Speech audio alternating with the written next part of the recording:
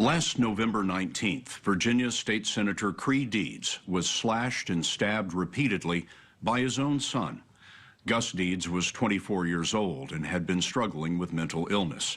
He and his father had been in an emergency room just hours before the attack, but didn't get the help that they needed. The story of what went wrong with his medical care exposes a problem in the way that America handles mental health. It's a failure that came to the fore with the murders at Sandy Hook Elementary School. The vast majority of mental patients are not violent, but this is a story about the fraction who are a danger to themselves or others. Parents of mentally ill children in crisis often find, as Senator Deeds did, that they have nowhere to go. Creigh Deeds bears the scars of this failure on his face, his body, and his soul. I really don't want Gus to be defined by his illness.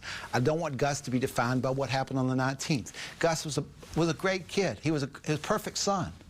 You know, it's clear the system failed. It's clear that failed Gus. It killed Gus. We met Creigh Deeds 4 weeks after the attack. He was still distraught, but he told us his story was a warning that could not wait.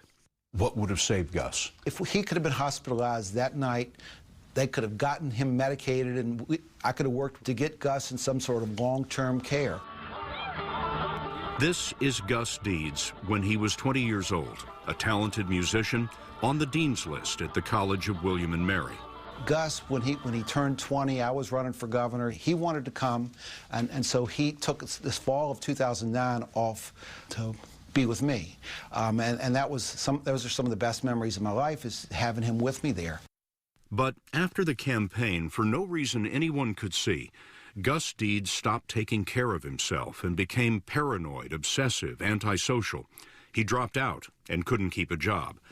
In 2011, he was diagnosed as bipolar. His father was so worried that Gus would kill himself, Deeds told us he got rid of all of the guns in their rural farmhouse except one hunting rifle that had no ammunition. Later, with medication, Gus returned to William and Mary until last fall. Gus had posted weird things on his Facebook page about, you know, how the professors were ganging up against him. And he was going to start boycotting class. It was pretty clear to me that he wasn't taking medicine. I told Gus that he and I needed to talk to somebody together. That's when Deeds discovered that talking to somebody, getting treatment, is harder in mental health than any other kind of medicine. In the decades after the 1960s, most large mental institutions were closed. It was thought that patients would get better treatment back in their communities. But adequate local facilities were never built.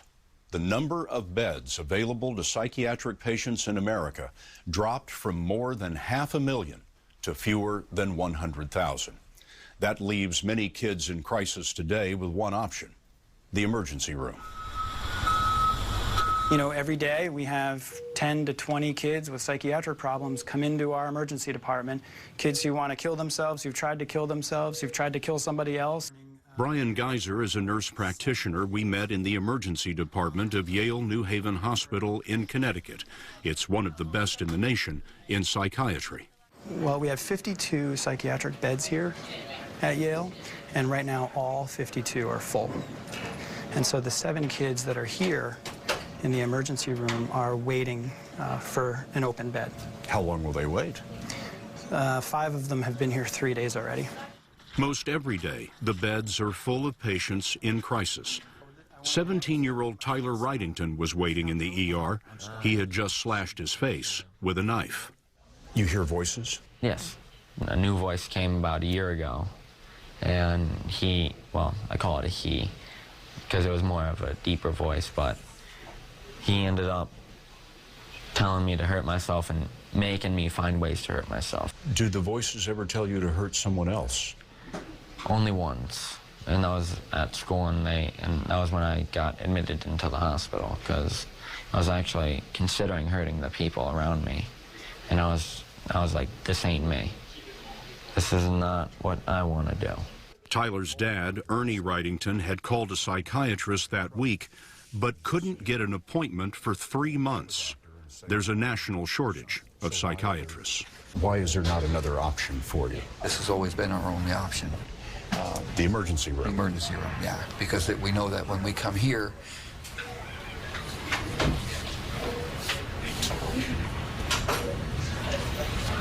they take the time to take care of him. They sit and watch him, make sure he's okay. But okay usually means okay for the moment. Typically, insurance companies pay for this care only as long as the patients are, quote, at imminent risk of harming themselves or others. Some insurance companies will give us a couple of days, a few days, before they ask us to call them back to get reauthorization for the admission. Some of them are every single day that we have to call. And so usually, we're talking about, 3 to 4 days, and the insurance companies are saying, all right, it's time, let's get this kid out. Because they're not going to kill themselves or someone else right now. Right now, yeah. Many patients need care for months or years, but there are few facilities of that kind. They're expensive, and often insurance won't cover them. So kids in crisis spin in the emergency room's revolving door. We need to be able to set up a system where we follow these kids into the community. We follow the families. We make sure that they have a safety net and somebody's watching them and monitoring them. Because, it could be next month, it could be 6 months from now, and the child will do something again. But if they're not hooked into a system that's watching them, taking care of them, then we could have problems on our hands. How many of you have had to take your child to the emergency room? Everybody. And how many times? I can't count. I couldn't count. 7 Connecticut mothers, including Mary Jo Andrews, Meg Clancy, and Dee Orsi, told us about their ER crises and battles over insurance. My daughter, after spending, she was 8 at the time, spending 12 days in the hospital, they told me she was ready to come home. By Friday morning, we were in the psychiatrist's office for her follow-up appointment. She was seeing blood dripping from the walls. There was statues telling her to kill me. And she was ready for discharge 3 days earlier. We had one with an insurance company. They wanted to discharge my daughter. She needed to stay where she was safe. And the insurance company would not pay for her to stay. And so I was told by our social worker in the hospital that if I gave my daughter up to Department of Children and Families, that then she would have insurance coverage through the state and she would be allowed to stay. Wait a minute. Give her up. Give her up to the state? Correct. Give her up to the state. And you said what? Absolutely not. They formed this support group because so few people understand their troubles. For example, they share the names of contractors to repair walls or remove doors. Their children punch holes in the drywall and can't be allowed to lock themselves in a room. What is the difference between being the mother of a child who has mental illness and the mother of a child who might have heart disease or cancer? Sympathy. Being in Connecticut, they watched the tragedy at Sandy Hook Elementary with more insight than most. Referring to the killer's mother, one of them told us, if Nancy Lanza had a health care plan for her son, she couldn't have made it work. There's really no place after the hospital, so the kids end up coming back home, right where the situation started. And, the psychiatrists in the hospital will say, you're right, the system's broken. And I remember at one discharge, I refused to sign the discharge paper because I wasn't going to agree that it was appropriate. They discharged your child anyway. Oh, yes. Oh, yeah. Yes. That is essentially what happened to Cree Deeds in Virginia last November. But his effort was further complicated by the fact that his son Gus was an adult, over 18, and Gus didn't want treatment. Deeds had to get a court order and sheriff's deputies to take Gus to the ER. A state law designed to protect patients' rights meant that the court order would expire in only 6 hours. That's all they had to find a hospital that would admit him. Whole afternoon, Gus didn't sit down. He paced the floor, he'd look at me, he'd smile. And I just had this sinking feeling that he wasn't going to be hospitalized. And if you didn't find a hospital bed in 6 hours, Gus was coming home. He was coming home, and I was concerned that if he came home, there was going to be a crisis. A representative of the county agency that manages mental health care told Deeds that he couldn't find a hospital with a psychiatric bed appropriate for Gus's case. You're concerned that your son is suicidal. The clock has run out on the emergency room, and he comes in and says, sorry, you've got to leave? He said that Gus wasn't suicidal. I guess he'd made Based that on his evaluation. His evaluation that Gus wasn't suicidal. What did you say to him in leaving the emergency room? I said, the system failed my son tonight. There was no place to go but home. And he sat at one end of the dining room table. I sat at the other end. I ate my food, and he just was writing furiously in this journal he kept. Not much conversation. And I said, good night, bud. I didn't know what was going to happen. But the next morning, you know, I felt like there'd be a confrontation, but I had no reason to think there'd be violence. But you know, I got ready for work, and I went out to the barn to feed the horses, and Gus was coming across the yard, and I said, hey, bud, how'd you sleep? He said, fine. I turned my back, and, you know, had this feed thing in my hands, and he was just on me. He attacked you? He got me twice, you know, stabbed me twice. With a knife? The state police told me they found a knife, and I turned around and said, bud, what's going on?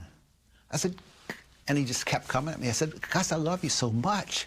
I said, don't make this any worse than it is. He just kept coming at me. And he just kept, I mean, you know, I was bleeding a good bit, but, you know, he turned around and he started walking toward the house. Deeds staggered away. A neighbor found him. A helicopter ambulance was called. When I was in the rescue squad, or the helicopter somewhere, I'd heard about some call came over the scanner that there'd been somebody with a gunshot wound to the head. The gunshot victim was Gus. Oh, yeah. Gus had killed himself. He had found or bought ammunition for that last rifle, the unloaded rifle that Deeds had kept in the house. You were describing the last night in which he was writing feverishly in this notebook before you said goodnight. Did you go back and look at that? I did. What was he writing? He had determined that I had to die, that I was an evil man, that he was going to execute me, and then he was going to go straight to heaven. Cree Deeds has now returned to the Virginia Senate. He's introduced bills to, among other things, extend emergency custody in an ER from 6 to 24 hours, and to create a computer database to list all the open psychiatric beds statewide. There's just a lack of equity in the way we as a society, and certainly as a government, and insurance industry, medical industry, with the way we look at mental health issues. Don't want to fund it, don't want to talk about it, don't want to see it. That's exactly right. But the reality is it's everywhere. You've told us in this interview again and again that you don't want Gus to be defined by what happened in those few seconds. Right. I want people to remember the brilliant, friendly, loving kid that was Gus Deeds. We'll use Gus, I hope, to address mental health and to make sure that other people don't have to suffer through this. The state of Virginia is investigating why there was no hospital bed for Gus Deeds that night. Nationwide, since 2008, states have cut $4.5 billion from mental health care funding.